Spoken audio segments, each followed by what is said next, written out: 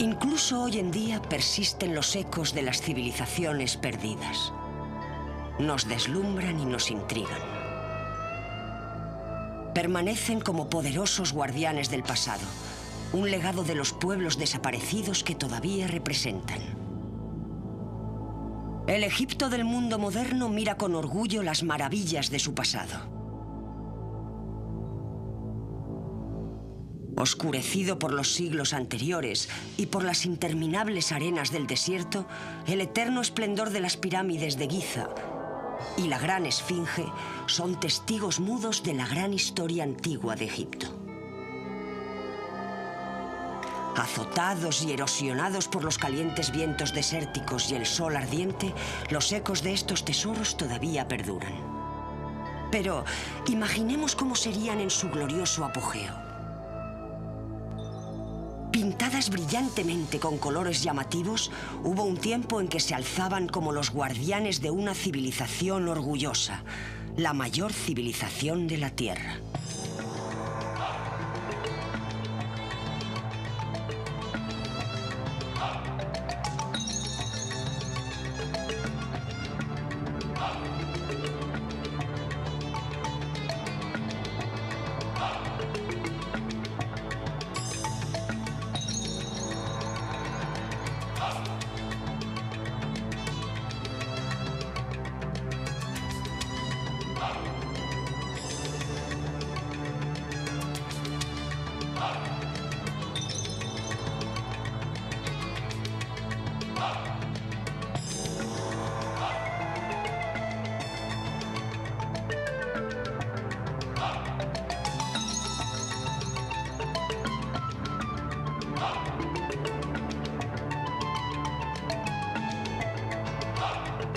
Civilizaciones antiguas. Egipto. Comprender realmente el espacio de tiempo en el que los faraones reinaron es una tarea difícil. Pero si imaginamos todos los sucesos que tuvieron lugar desde el nacimiento de Cristo hasta nuestros días, aún tendríamos que añadir otros 1000 años más al futuro si queremos igualar el periodo del reinado faraónico. Un reinado verdaderamente asombroso de 3000 años de duración.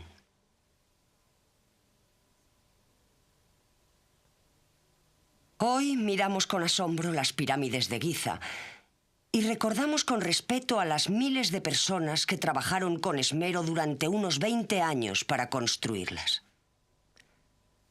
La mayoría de las técnicas de construcción eran similares a las utilizadas hoy en día.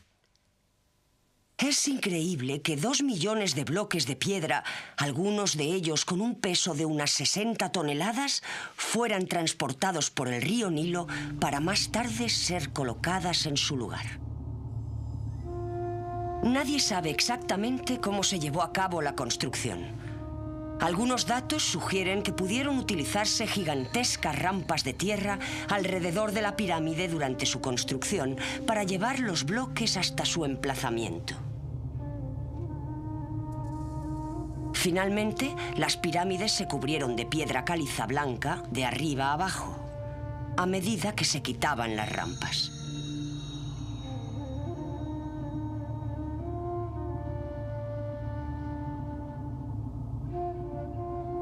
El paso del tiempo ha erosionado la mayoría del acabado en piedra caliza, aunque todavía quedan vestigios.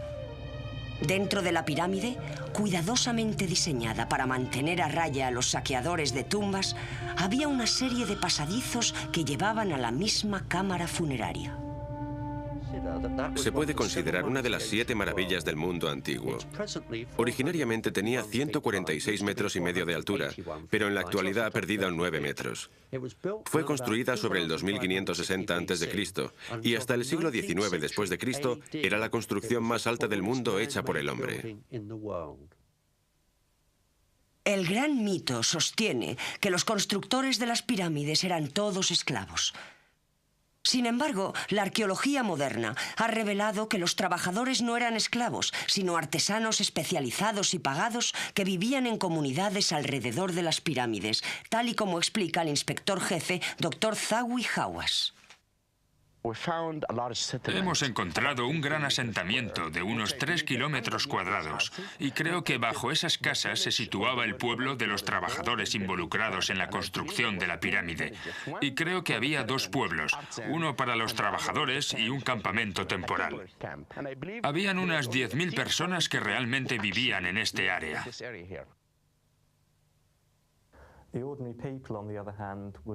La gente corriente debía estar muy atada a la tierra, y cuando las actividades agrarias se detenían debido a la inundación del Nilo, se dedicaban a trabajar en la construcción. La vida del campesino medio era probablemente bastante similar a la de otras sociedades agrícolas premodernas. El estudio de los esqueletos encontrados, alrededor de 600, nos muestra que todos ellos, hombres y mujeres, tenían tensión en la espalda, movían materiales pesados.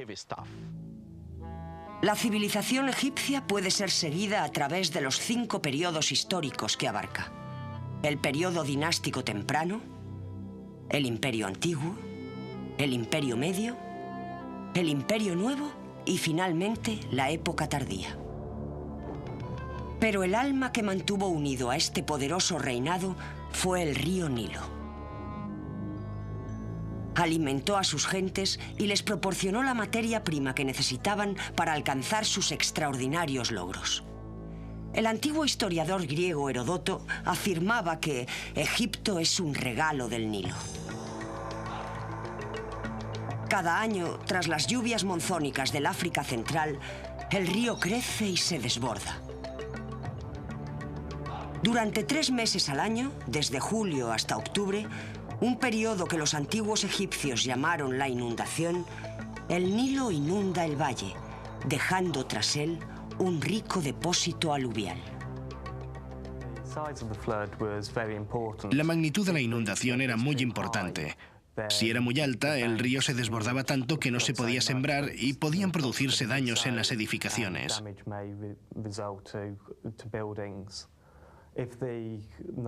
Si el Nilo estaba muy bajo, podía provocar hambre.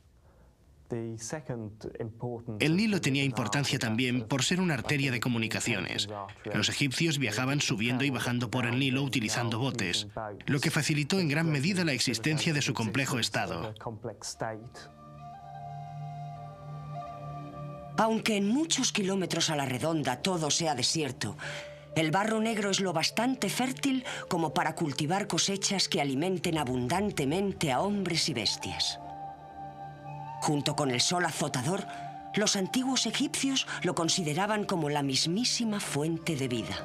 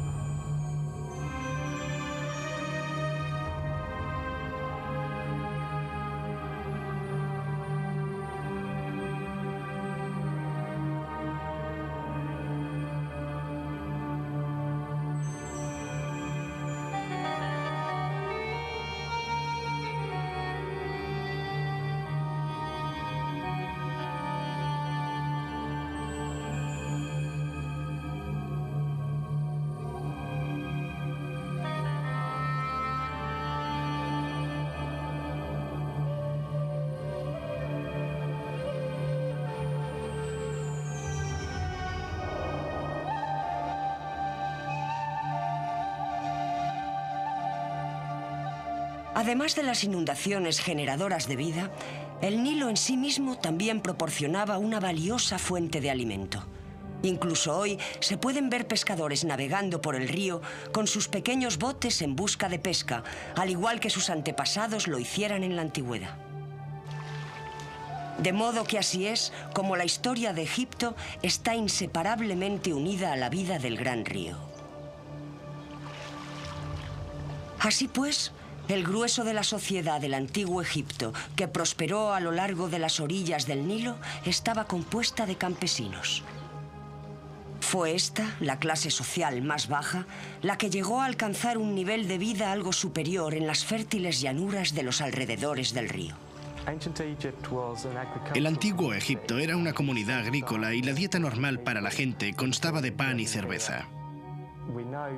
Sabemos mucho acerca de los procesos de hornada y de elaboración de la cerveza gracias a las representaciones y los modelos de las tumbas. El pan tenía muchas formas y tamaños diferentes y podía estar endulzado con ingredientes tales como los dátiles. La cerveza se hacía básicamente de cebada fermentada, que era tamizada luego en tinajas.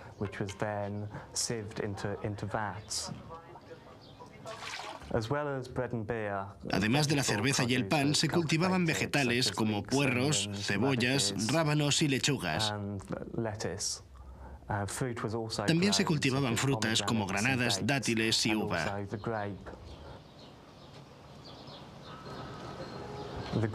La uva se utilizaba para hacer vino, especialmente en las regiones del delta.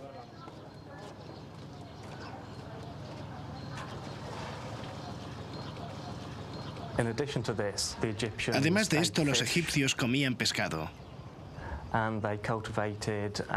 y criaban animales como ovejas, cabras y cerdos, de los cuales tomaban la leche y la carne. Aunque la carne no formaba una parte importante en la dieta del individuo medio, estaba limitada a las ocasiones festivas.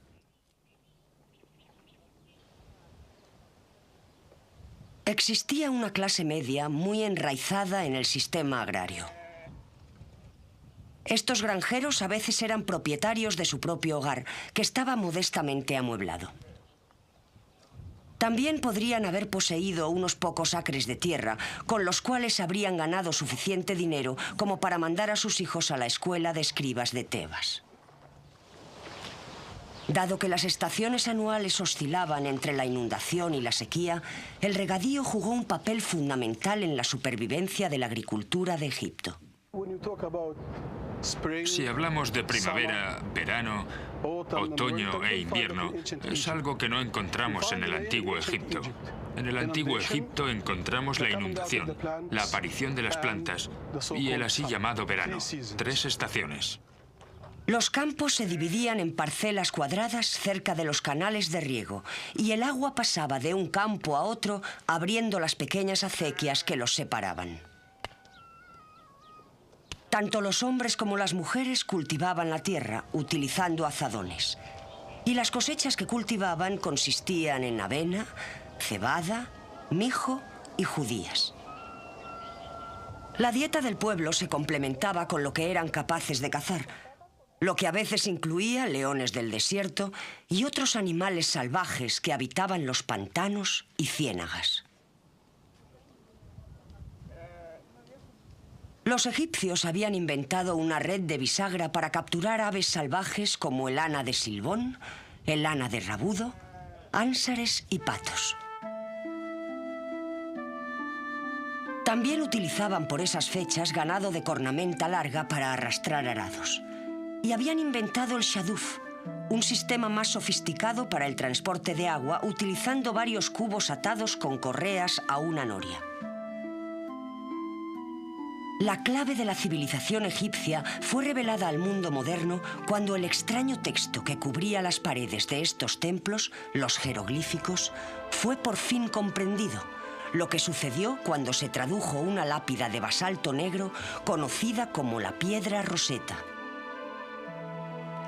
La lápida contiene inscripciones en 3 lenguajes: jeroglífico, que estaba restringido a los sacerdotes, demótico, que estaba permitido al pueblo, y griego. Gracias a su conocimiento del griego, los especialistas fueron capaces de descubrir el misterio de los dos anteriores. Los jeroglíficos vienen en realidad del griego. Significan escritura sagrada, porque la escritura basada en dibujos del antiguo Egipto era utilizada esencialmente por los sacerdotes para las grandes inscripciones. La forma de escritura más frecuente se llamaba demótico, pero los jeroglíficos solían ser dibujos de aves y animales. Son importantes porque a partir de estas inscripciones conocemos la mayor parte del antiguo Egipto, hallándose en las tumbas, en las murallas de los templos y en los papiros.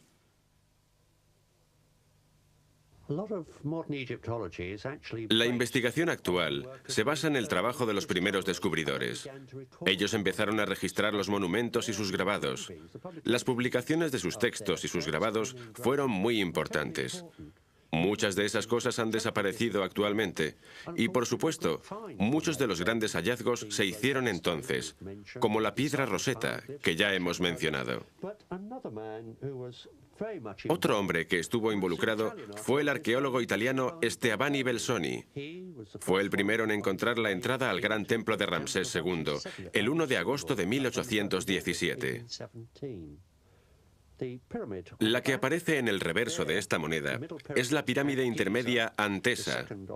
Por supuesto, Belsoni fue el primero en los tiempos modernos en entrar tal y como se dice en este medallón el 2 de marzo de 1818.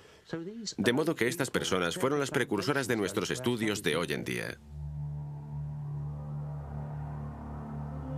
La gente pobre que trabajaba los campos debió mirar con temor a la élite de la sociedad egipcia, aquellos que frecuentaban la corte real de los faraones.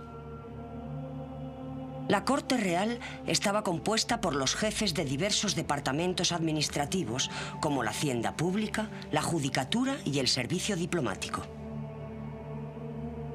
Por encima de estos dignatarios en la escala social se encontraba el visir o primer ministro. Pero la gran figura que gobernaba sobre todos ellos era el faraón. El jefe todopoderoso del pueblo. La palabra faraón significaba originariamente palacio real y hasta el 1580 a.C.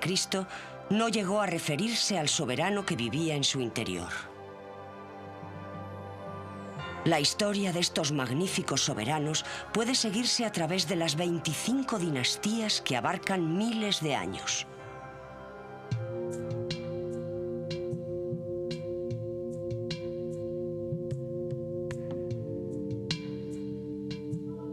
Todos tenían en común su condición sagrada, pues eran adorados como figuras divinas.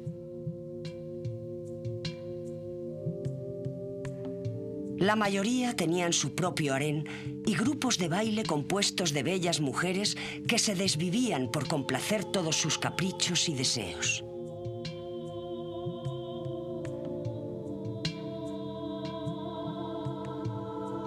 Como se creía que la sangre divina de la realeza no debía ser adulterada, el faraón a menudo se casaba con su propia hermana o hermanastra.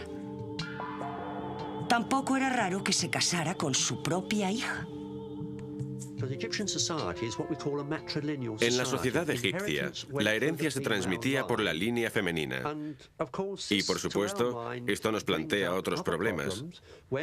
Si observamos la situación desde nuestro punto de vista occidental, diríamos, el buen dios faraón se casó con su hermana. Pero está claro que lo hizo para mantener la línea femenina. En términos de realeza, la hermana se convertiría en la gran esposa real. Si un intruso se casara con ella, podría producir cierto grado de inestabilidad y derrocar al faraón. Efectivamente, en una ocasión el faraón fue de hecho una mujer, Hatshepsut, cuyo notable templo mortuorio todavía puede verse en Deir el-Bahari. Uno de los nombres egipcios femeninos más relevantes del antiguo Egipto corresponde a una reina llamada Hatshepsut. Fue una gran dama y se declaró a sí misma faraona. Se nos presenta la curiosa situación de que es representada en los relieves como un hombre. Vestía ropa de hombre. Incluso llevaba la barba ritual del faraón.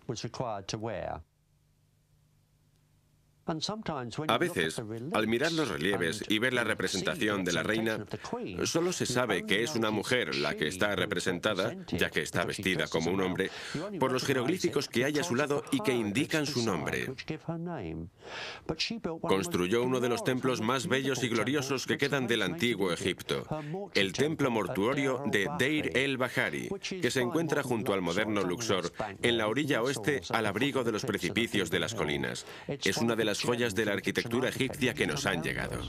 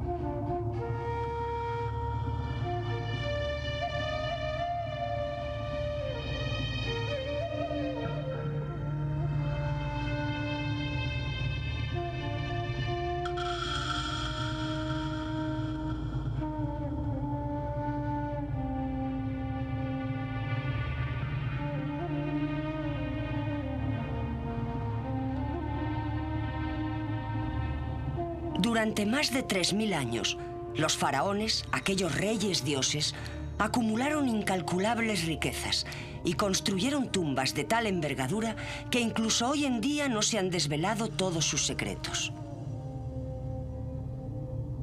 ¿Qué tipo de hombres eran los faraones para que el pueblo egipcio les adorara como a dioses y les colmara de maravillosos regalos? La sociedad del antiguo Egipto estaba muy estratificada. Había grandes diferencias de clase. Sabemos mucho sobre los reyes y sobre la élite dominante que se dedicaba a escribir. Pero hay muy pocos datos sobre la clase media. El rey era la institución central del Estado y tenía un papel principalmente teológico. Su estilo de vida era muy distinto. Su vida estaba muy ritualizada y tenemos ejemplos como los grandes palacios en los que vivían. Además de esto, disponían de los materiales para construir tumbas como las pirámides.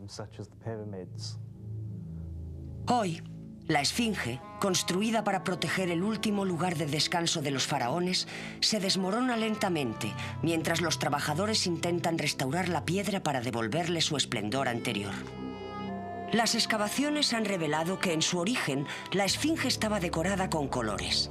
Era una imponente estructura que se alzaba majestuosamente sobre el desierto. Las investigaciones recientes apuntan a que puede ser mucho más antigua de lo que sospechábamos. Debió permanecer a modo de faro en el desierto para los antiguos viajeros. La Esfinge es uno de sus tesoros más famosos, pero el antiguo Egipto guarda obras incluso más grandes. En la sorprendente estatua de Amenofis, que se deshace en polvo, todavía se aprecia la figura del rey sobre la que fue modelada. En su época, la estatua, al igual que la Esfinge, habría estado brillantemente decorada con colores vivos. Se le aplicó cuidadosamente pan de oro. Representa un magnífico recuerdo de un rey verdaderamente grande.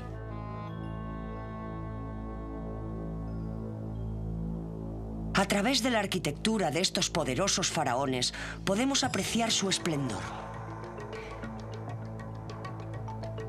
En Abu Simbel encontramos más ejemplos de la originaria grandeza de Egipto que se desmoronan lentamente. La característica más destacada del gran templo, construido hacia el interior de la montaña, son las 4 figuras gigantescas sentadas que representan al rey. Guardando la entrada al templo, las impresionantes figuras miden 18 metros de altura. Es fácil imaginar cómo estas estatuas de colores producían temor y respeto a los antiguos egipcios. Es asombroso pensar que el templo fue diseñado con tal precisión que el 22 de febrero y el 22 de octubre el sol naciente brilla a través de la entrada e inunda de luz a 3 de los 4 reyes, cuyas estatuas están sentadas en el santuario a 70 metros hacia el interior. Pero, ¿por qué solo a 3 de los dioses? La razón es que el otro dios, Ta, era el señor del inframundo y por tanto debía permanecer en eterna oscuridad. El más pequeño de los 2 magníficos templos, pintados originariamente con un color deslumbrante, estaba dedicado a la diosa Hathor y a la esposa favorita del faraón, Nefertari. Mientras los visitantes de Abu Simbel se maravillan con el milagro de su construcción, a muchos les sorprende saber de una proeza de ingeniería igualmente milagrosa que se llevó a cabo en ese lugar durante el siglo XX. En los años 60, cuando se estaba construyendo la gran presa al sur de Asuán, se dieron cuenta de que las crecientes aguas del lago Nasser sumergirían el templo, y dado que la construcción es de piedra arenisca, era seguro que se desmoronaría. De modo que hubo un gran debate internacional, un consorcio que estudiaba el modo de salvar los templos. Se presentaron muchos proyectos, y el que se siguió finalmente fue el de cortar el templo y las cámaras interiores. Hay un templo cerca, un templo más pequeño dedicado a Nefertari, que era la esposa favorita de Ramsés II. La idea era sacar ambos templos de la roca como un gigantesco rompecabezas. Se cortaron con mucho cuidado en grandes bloques que se suspendieron en el aire a una altura de 100 metros. Se trasladaron a otro lugar más al norte, a unos 60 metros, y se reconstruyó. De modo que allí sigue. La montaña de la que se sacó ha sido de nuevo recreada tras él. No solo es una maravilla de la ingeniería antigua, es una maravilla de la ingeniería moderna que ha salvado uno de los grandes monumentos del mundo. El mundo se unió para ayudar a salvarlo. Y este no es un hecho muy frecuente en nuestra herencia cultural.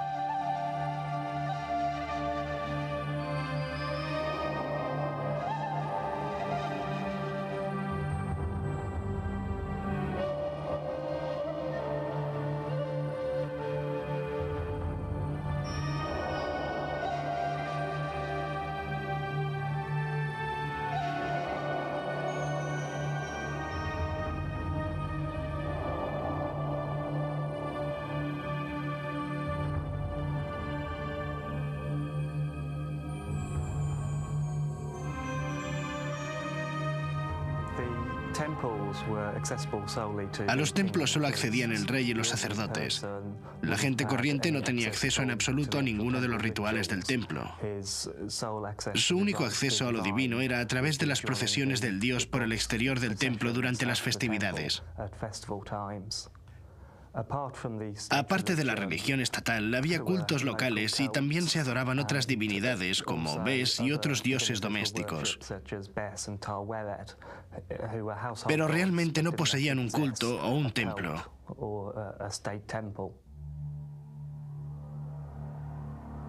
Se desarrollaron dos cultos principales, uno que adoraba a Ra y el otro a Thoth. Les unía una fuerte creencia en la vida después de la muerte. Además de su preocupación por el espíritu del difunto, los antiguos egipcios daban mucha importancia a la preservación de los restos mortales para utilizarlos después en la otra vida. De este modo, sus posesiones, sus animales domésticos e incluso sus sirvientes eran enterrados con él. Cuando moría una persona, se momificaba su cuerpo y en el caso del faraón se hacía con un cuidado especial. La palabra momia viene de la palabra árabe mumilla, que significa betún o brea. Después de la muerte, se extraía el cerebro del difunto por la nariz, utilizando un gancho especial de hierro, y se enjuagaba el cráneo con vino de palma y resina. Del cuerpo se extraía todo excepto el corazón. Se enjuagaba bien y luego se llenaba de mirra y especias. Luego el cadáver se ponía a remojo en natrón, una fuerte sal, o bicarbonato de sodio, por un periodo de entre 30 y 50 días, y finalmente se revestía de resina que sujetaba las vendas de lino. Con este asombroso y elaborado método se sacaba todo el aire de la momia. Los órganos internos que se habían sacado también se remojaban y luego se depositaban en 4 tinajas. Cuando éstas se situaban junto al sarcófago en la tumba, se creía que la personalidad del difunto volvía al cuerpo físico. El proceso entero de momificación duraba 70 días.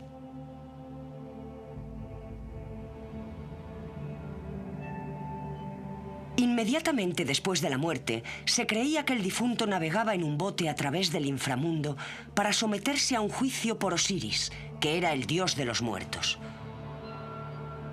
Su corazón se pesaba entonces en la balanza de la verdad.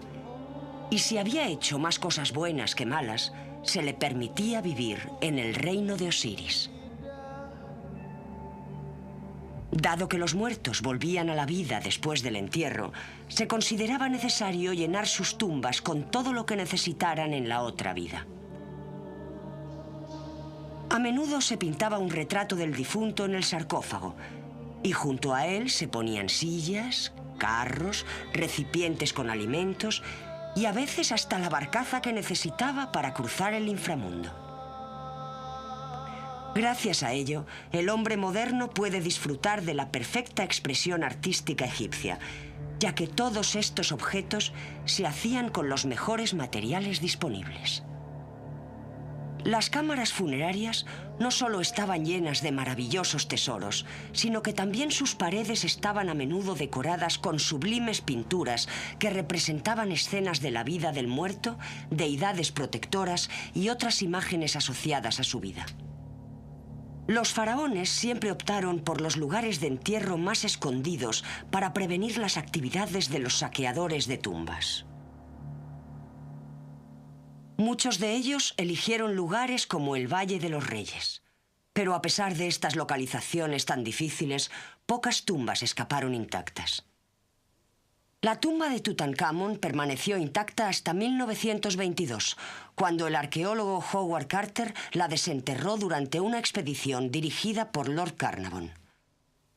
Todavía hoy hay quien recuerda el suceso, como el hijo del guía que condujo a Carter hasta la tumba.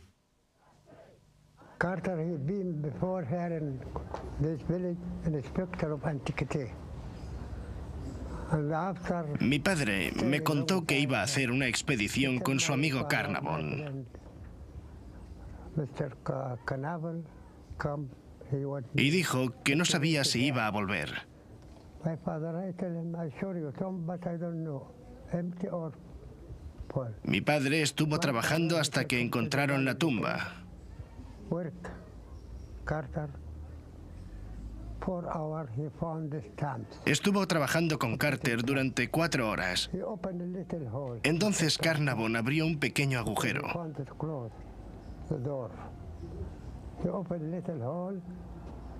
He looked. Miró a través de él y observó que la cámara interior estaba repleta de oro. He said the people were good. Pero Carnavon dijo a todos los que estaban allí que no había nada, que la cámara estaba vacía, Outside. y se apresuró a tapar el agujero. And after that, go to Luxor, make telephone to London. Después llamó por teléfono a Londres para comunicar el hallazgo. Canabel coming and King Fuad coming. Aquella misma tarde, All people. un gran grupo de personas vino al Valle de los Faraones. And evening, 200 soldiers valuably came Había al menos 200 soldados. to the value came. Entonces Carnavon abrió la tumba. Open the tomb.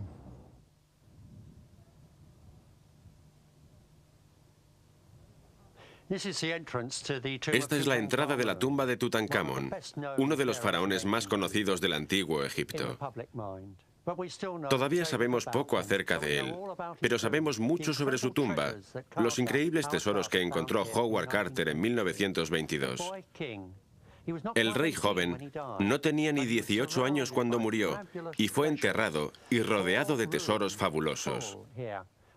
4 salas llenas, y aún así, la tumba había sido asaltada 2 veces en la antigüedad. La sepultura estaba intacta. El joven yace en un ataúd de oro macizo. Increíble, 110,4 kilos de oro macizo. Sus representaciones son las más conocidas de los antiguos reyes egipcios.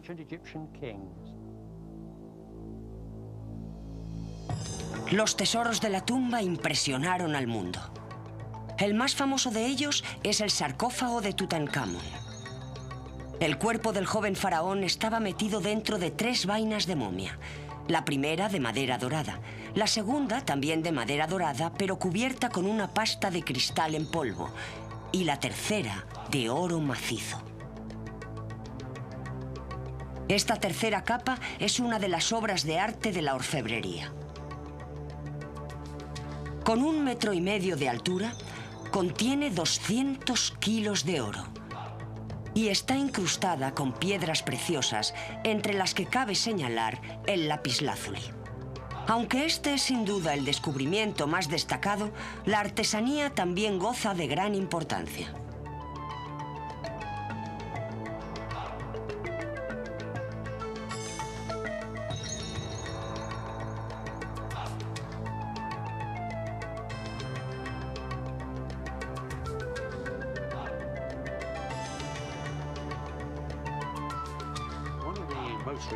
Una de las historias más recurrentes que se cuentan sobre el antiguo Egipto, y que por supuesto a los periodistas les encanta, es la de la maldición de las momias, la maldición de Tutankamón. Y me temo que todo eso no son más que tonterías. Esa historia la inventó un periodista en 1922.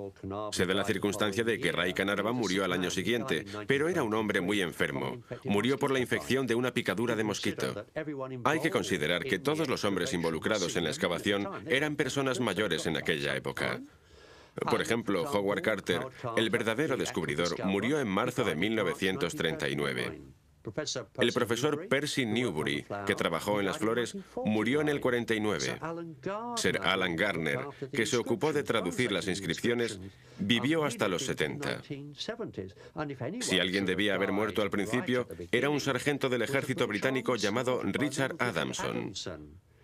Solía dormir, por seguridad, en un catre sobre las tumbas todas las noches, pero vivió una larga vida hasta los años 80. Por supuesto, esto dio origen, o propició la resurrección, se podría decir, de la egiptomanía.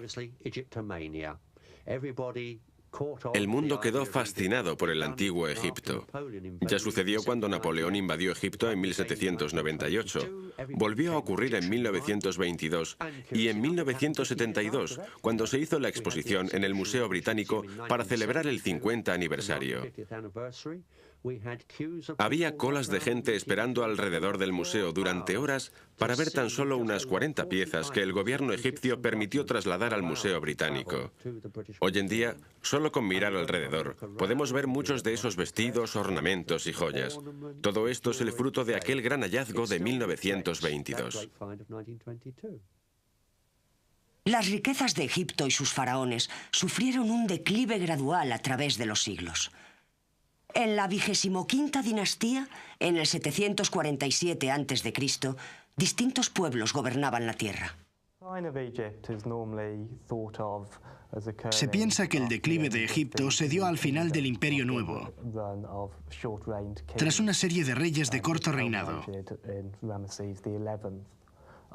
Después de esto vino el tercer periodo intermedio, en el que el Estado central básicamente se derrumbó. Después de esto, Egipto fue invadido sucesivamente por diversos pueblos y finalmente por los persas. Esto culminó en el año 332, cuando los griegos y Alejandro Magno tomaron finalmente el control de Egipto.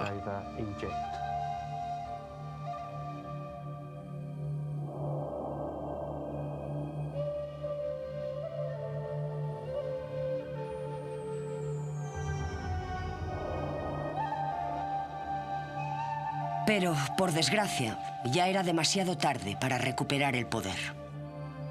La grandeza de los años anteriores y los tiempos de los faraones se vinieron abajo.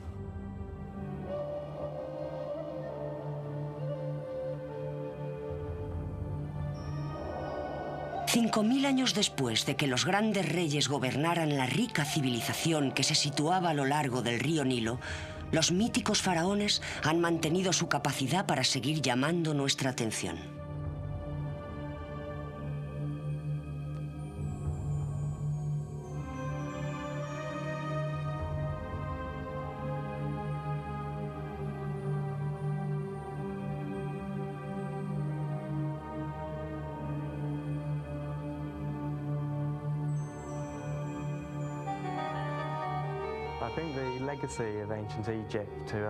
Creo que el legado que el antiguo Egipto ha dejado al mundo moderno es la gran cantidad de vestigios que le han sobrevivido. Desde las pirámides hasta la documentación que tenemos.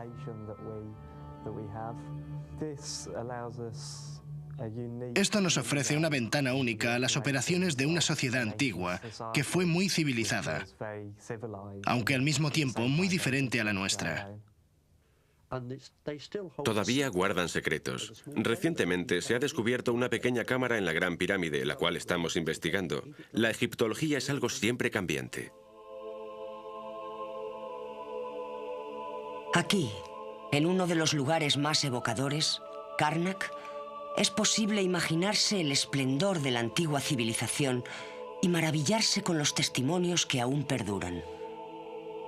Desde el más pequeño amuleto hasta el mayor de los templos, el legado que el antiguo Egipto nos ha dejado es incomparable.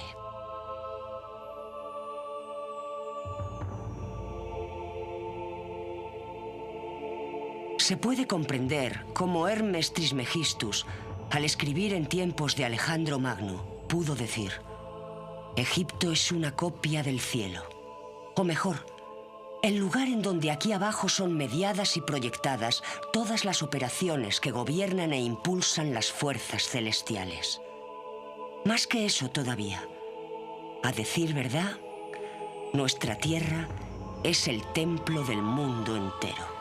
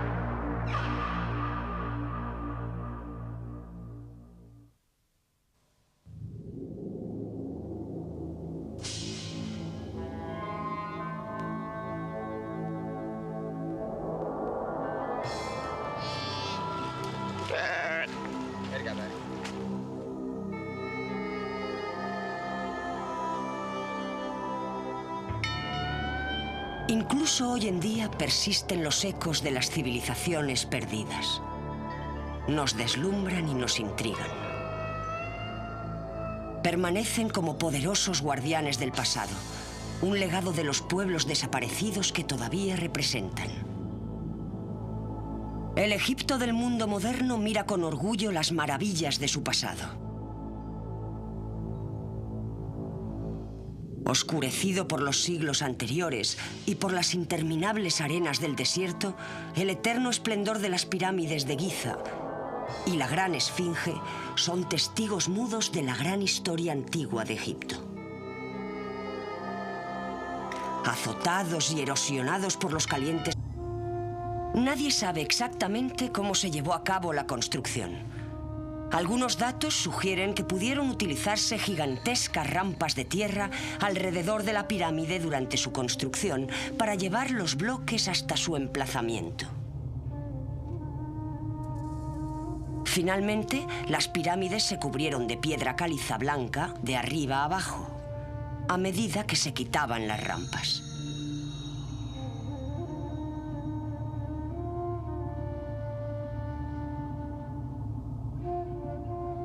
El paso del tiempo ha erosionado la mayoría del acabado en piedra caliza, aunque todavía quedan vestigios. Dentro de la pirámide, cuidadosamente diseñada para mantener a raya a los saqueadores de tumbas, había una serie de pasadizos que llevaban a la misma cámara funeraria. Se puede considerar una de las 7 maravillas del mundo antiguo.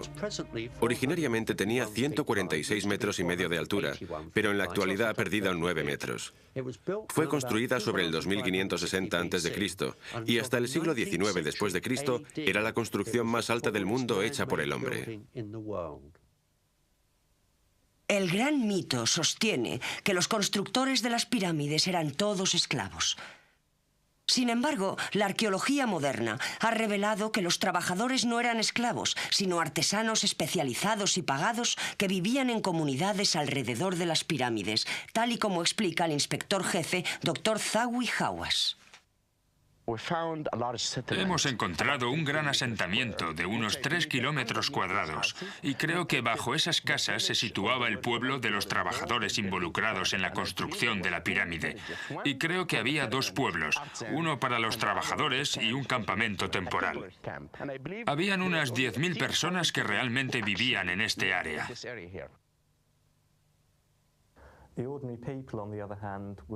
La gente corriente debía estar muy atada a la tierra, y cuando las actividades agrarias se detenían debido a la inundación del Nilo, se dedicaban a trabajar en la construcción. La vida del campesino medio era probablemente bastante similar a la de otras sociedades agrícolas premodernas. El estudio de los esqueletos encontrados, alrededor de 600... Vientos desérticos y el sol ardiente, los ecos de estos tesoros todavía perduran. Pero imaginemos cómo serían en su glorioso apogeo. Pintadas brillantemente con colores llamativos, hubo un tiempo en que se alzaban como los guardianes de una civilización orgullosa, la mayor civilización de la Tierra.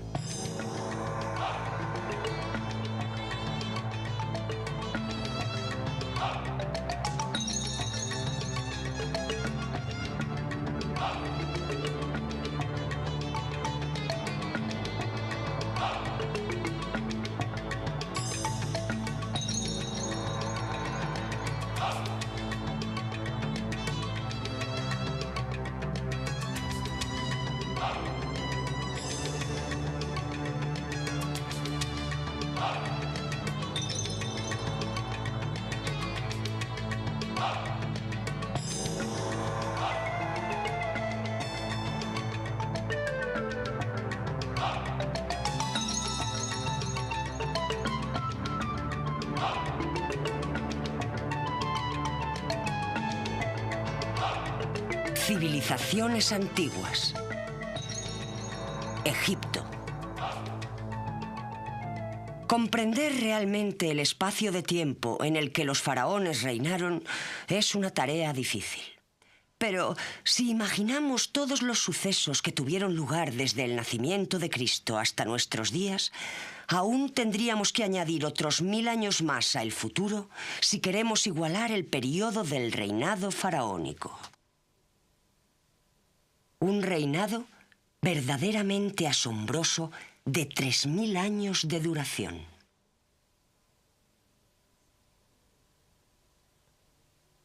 Hoy miramos con asombro las pirámides de Giza y recordamos con respeto a las miles de personas que trabajaron con esmero durante unos 20 años para construirlas. La mayoría de las técnicas de construcción eran similares a las utilizadas hoy en día. Es increíble que 2 millones de bloques de piedra, algunos de ellos con un peso de unas 60 toneladas, fueran transportados por el río Nilo para más tarde ser colocadas en su lugar.